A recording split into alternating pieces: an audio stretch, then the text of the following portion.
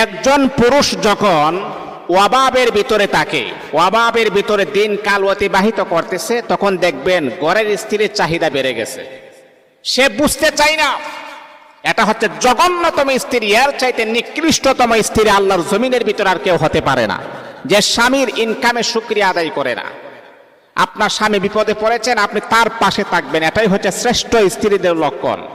যখন একজন পুরুষ অভাবের ভিতরে পড়ে, তখন দেখবেন নারীর চাহিদা বেড়ে গেছে। যখন দেখবেন একজন পুরুষ ইনকামে ব্যস্ত হয়ে গেছে, তখন দেখবেন আপনার স্ত্রীর যৌবনের চাহিদা বেড়ে গেছে। তুমি কোথায়, তুমি আসো না কেন? এই যে দেখুন, এটাই হচ্ছে একটা লক্ষণ। যখন সবকিছু মিলিয়ে দেখবেন এই নারী কখনো সুখী হতে পারে না। আল্লাহর কসমকে আমি বললাম, এই নারী কখনো কোনো সংসারে গিয়ে নারী কখনো কল্যাণকর হতে পারে না।